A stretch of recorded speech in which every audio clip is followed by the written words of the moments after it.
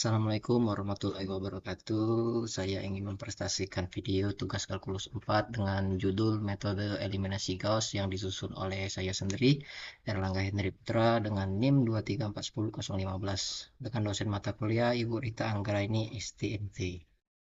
Kata pengantar, puji syukur kehadirat Tuhan Yang Maha Kuasa atas selesainya penyusunan tugas kalkulus 4 ini. Tugas ini membahas tentang metode Gauss dan penerapan pada bidang teknik sipil. Latar belakang sistem persamaan linear. Sistem persamaan linear adalah model matematika yang banyak diterapkan dalam berbagai ilmu. Terdiri dari sejumlah persamaan linear dalam sejumlah variabel. Sistem ini dapat ditulis dalam bentuk perkalian matriks AX sama dengan B. Penyelesaian sistem persamaan linear adalah mencari nilai variabel yang memenuhi semua persamaan. Ada dua metode utama. Pertama, metode langsung seperti eliminasi gas dan Gauss-Jordan yang mencari solusi dalam langkah berhingga, dan metode tidak langsung. Peran matriks dan inverse Moore-Penrose. Matriks dan operasinya sangat erat kaitannya dengan aljabar linear. Konsep matriks berguna untuk menyelesaikan permasalahan dalam matematika modern, termasuk menggunakan konsep inverse matriks. Inverse Moore-Penrose adalah perluasan dari konsep inverse matriks. Berbeda dengan inverse matriks biasa yang hanya untuk matriks bujur sangkar non-singular. Inverse Moore-Penrose ada untuk setiap matriks, termasuk matriks bujur sangkar singular atau matriks non-bujur sangkar. Metode eliminasi Gauss untuk SPL. Salah satu cara menentukan inverse matriks adalah dengan menggunakan metode eliminasi Gauss melalui serangkaian operasi baris elementer. Oleh karena itu, tugas ini akan membahas penggunaan metode eliminasi Gauss untuk menentukan penyelesaian sistem persamaan linear. Sejarah dan konsep eliminasi Gauss. Eliminasi Gauss pertama kali dikenal pada tahun 179 Masehi oleh matematikawan Tiongkok, namun disempurnakan oleh Carl Friedrich Gauss 1777 sampai 1855. Metode ini merupakan cara mengoperasikan nilai dalam matriks menjadi bentuk yang lebih sederhana, yaitu matriks echelon baris, menggunakan operasi elementer. Penerapan eliminasi Gauss pada SPL. Eliminasi Gauss dapat digunakan untuk menyelesaikan sistem persamaan linear dengan mengubah persamaan menjadi matriks terargumentasi. Matriks ini kemudian dioperasikan hingga menjadi matriks echelon baris. Setelah itu, nilai variabel dapat dicari dengan substitusi. Tiga jenis operasi dalam eliminasi Gauss. Ada satu, mengganti urutan dua baris. Operasi ini menggunakan penataan ulang baris matriks untuk mempermudah perhitungan. Dan yang kedua, mengalihkan baris dengan angka bukan 0. Setiap elemen dalam baris dapat dikalikan dengan konstanta 0, untuk mencapai bentuk yang diinginkan. Dan yang ketiga, menambah suatu baris dengan baris selisihnya. Operasi ini melibatkan penambahan kelipatan satu baris ke baris lain untuk mengeliminasi variabel. Contoh soal penyelesaian SPL 3 variabel. Diketahui SPL 3 variabel yang pertama 2x ditambah 3y minus z sama dengan 6. X ditambah 2y minus 4z sama dengan 8. X tambah y tambah 4z sama dengan 4. Tentukan nilai variabel-variabel SPL di atas. Tahap pertama, mengubah ke matriks terargumentasi. Langkah awal dalam penyelesaian SPL ini dengan eliminasi Gauss adalah mengubah persamaan linear menjadi matriks terargumentasi. Untuk kolom 1, 2, 1, 1, kolom 2, 2, 2, 1, kolom 3, minus 1, minus 4, 4, 6, 8, 4. Baris ke 1 dapat dari persamaan 2x tambah 3y minus z sama dengan 6. Baris kedua didapatkan dari x tambah 2y minus 4z sama dengan 8. Dan baris ketiga x tambah 7 ditambah 4z sama dengan 4. Tahap 1, representasi matriks awal. Sistem persamaan linear diubah menjadi matriks yang diperbesar. Matriks awal kita adalah 2, 3, min 1, 6, 1, 2, minus 4, 8, 1, 1, 4, dan 4. Ini adalah langkah pertama dalam mempersiapkan matriks untuk memproses eliminasi. Tahap kedua, mengubah baris kolom 1 dan baris 1 menjadi 1. Langkah selanjutnya adalah mengubah elemen baris pertama, kolom pertama menjadi 1. Ini dicapai dengan operasi baris B1, 3, B1 ke B2. 2 untuk baris pertamanya 2, 3, 1, min 1 dan 6, 1, 2, min 4, 8, 1, 1, 4, 4 menjadi 1, 1, 3, minus 2, 1, 2, minus 4, 8, 1, 1, 4, 4.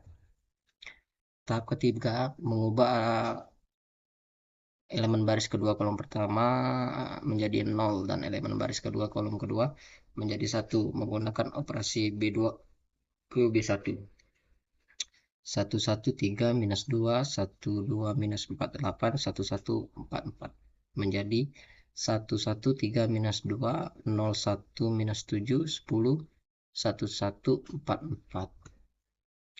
Tahap 4 mengubah elemen baris ketiga kolom pertama dan kolom kedua menjadi 0 serta elemen baris ketiga kolom ketiga menjadi 1 melalui operasi B3 ke B1. 1, 1, 3, minus 2, 0, 1, minus 7, 10, 1, 1, 4, 4 menjadi 1, 1, 3, minus 2, 0, 1, minus 7, 10, 0, 0, 1. Tahap akhir, substitusi balik. Setelah matriks mencapai bentuk eselon baris, kita dapat melanjutkan dengan mencari nilai variabel X, Y, dan Z melalui substitusi balik.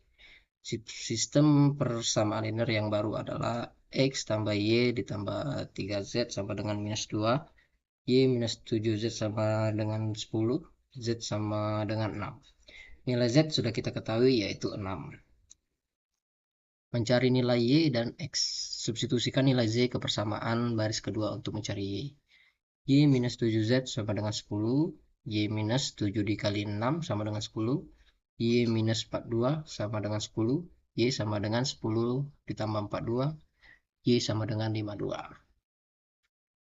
Kemudian substitusikan nilai Y dan Z ke persamaan baris pertama untuk mencari X.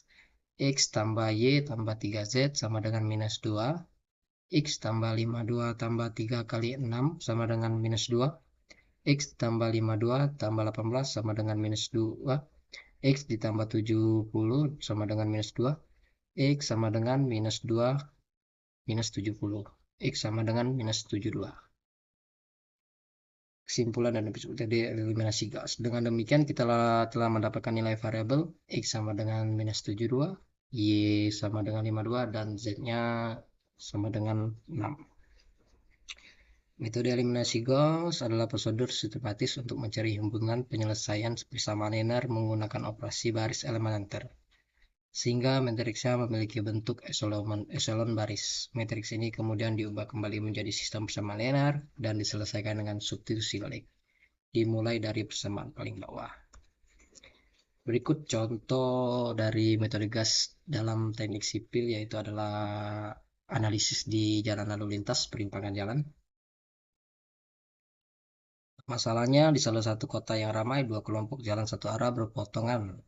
Dengan contoh gambar yang di atas menunjukkan rata-rata volume lalu lintas per jam yang memasuki dan meninggalkan bagian ini selama jam sibuk. Tugas kita adalah menentukan volume lalu lintas di setiap jalur X1, X2, X3, dan X4. Pembentukan sistem persamaan linear. Pada setiap persimpangan, jumlah kendaraan yang masuk harus sama dengan jumlah yang keluar. Ini memungkinkan kita untuk menyusun sistem persamaan linear. Berdasarkan data lalu lintas yang diberikan, persimpangan A, X1 plus 450 sama dengan X2 ditambah 610. Yang kedua, persimpangan B, X2 ditambah 520 sama dengan X3 ditambah 480. Dan yang ketiga, persimpangan C, X3 ditambah 360 sama dengan X4 ditambah 600. Dan yang keempat, persimpangan D, X4 ditambah 640 sama dengan X1 ditambah 310. Penyusunan persamaan yang disederhanakan. Keempat persamaan dari setiap persimpangan dapat disederhanakan menjadi bentuk yang lebih ringkas, siap untuk diubah menjadi matriks diperbesar. X1 ke X2 sama dengan 160 penempatan A, X2 ke X3 sama dengan minus 40 penempatan B, X3 sampai ke X4 sama dengan 210 penempatan C, X1 sampai ke X4 sama dengan minus 330 penempatan D. Matriks diperbesar dan operasi baris. Dari keempat persamaan yang telah disederhanakan, kita dapat menyusun matriks diperbesar. Selanjutnya kita menerapkan operasi baris elementer untuk mengubah matriks ini menjadi dalam bentuk eselon baris tereduksi. 1 minus 1, 00 sama dengan 160. 0, 1 minus 1, 0 sama dengan minus 40.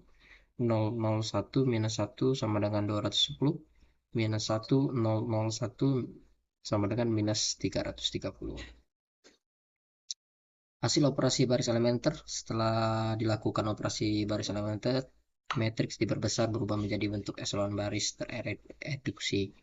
Ini menunjukkan bahwa sistem konsisten, tetapi memiliki banyak penyelesaian karena adanya satu perubahan bebas, seperti 100 minus 1 sama dengan 330, 010 minus 1 sama dengan 170, 001 minus 1 sama dengan 210, 0000 sama dengan 0.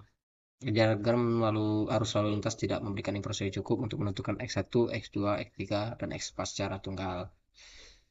Menentukan volume lalu lintas dengan asumsi jika volume lalu lintas antara persimpangan C dan D diketahui, misalnya rata-rata 200 kendaraan per jam, X4 sama dengan 200, maka nilai X1, X2, dan X3 dapat dihitung.